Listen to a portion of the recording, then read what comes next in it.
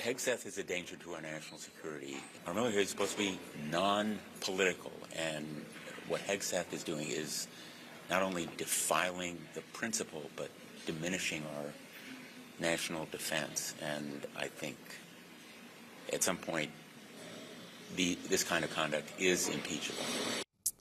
That is Democratic Senator Richard Blumenthal of Connecticut today. And a reminder to Secretary Hegseth, you have an open invitation to come on the show anytime to talk about what you're doing at the Pentagon. This, of course, follows a CNN report that Pete Hegseth has ordered the Pentagon to cut 20% of the four-star generals and admirals across the military. That's on top of the probe by the Pentagon's Inspector General on Hegseth sharing military attack plans on the messaging app Signal on more than one occasion. My next guest says things could still get much worse for Secretary Hegseth. Here now is Mark Greenblatt. He's the former Inspector General at the Interior Department under Trump and Biden. He was also one of 18 Inspectors General fired at the start of President Trump's second term. So in your article that you wrote for, I think that was the Daily Beast, you note that the Inspector General at the Pentagon is conducting an evaluation, not an investigation. What's the difference, and is that important? Yeah, Jake, this is something I've seen widely reported, and it's frankly misreported. It's being pitched as an investigation by the DoD IG, and that's not what it is. It's an evaluation, and those are very different things. The evaluation is akin to an audit, where they look at the processes behind whatever issues are at play. In this case, the use of Signal, as opposed to an investigation. Where they're looking at, misconduct by specific individuals on specific instances.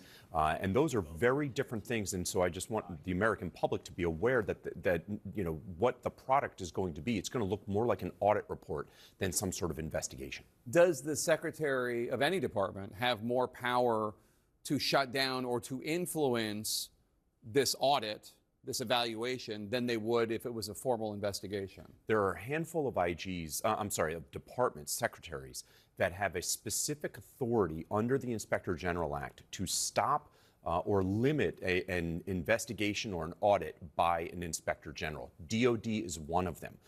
So the Secretary of Defense does have the authority to prohibit a specific review, be it an investigation or, in this case, an evaluation. To my knowledge, that has never happened, though. Okay, and he hasn't done it yet. Correct. Or that he may never. So this Inspector General is the Pentagon Inspector General, the Department of Defense. But as I mentioned, you were one of 18 Inspectors General fired by President Trump at the very beginning of his administration. You were at the Interior Department.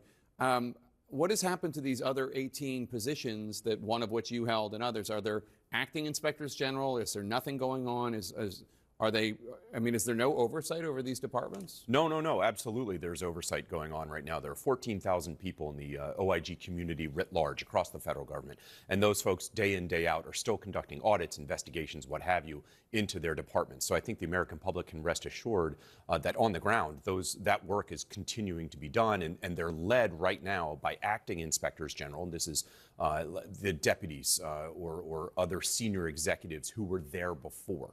For example, my deputy at the Department of the Interior Office of Inspector General is now the acting Inspector General, and she's phenomenal. So that's happening throughout. But is there a chilling effect? That's the concern here, is that, do the removals of sitting IGs have a chilling effect on the oversight going forward? That's the nightmare scenario. Why would there be a chilling effect, and what makes somebody an actual Inspector General instead of an acting? So an actual Inspector General, for the half of them, is being presidentially appointed and Senate confirmed, like I was and the others who were removed. And they haven't nominated anybody? They have nominated two, one for HHS and one for the Department of Labor. Both of them are very problematic because they're political actors. They have ethics clouds hanging over them, ethical baggage, and they've been advocating policy issues on the areas that they would be overseeing. In one case, against abortion clinics, and then another case in favor of unions. Well, these are the areas that they would be leading, the oversight that they would be leading in terms of HHS or labor. So those are very problematic nominees. All right, Mark Greenblatt, thanks so much. Appreciate it.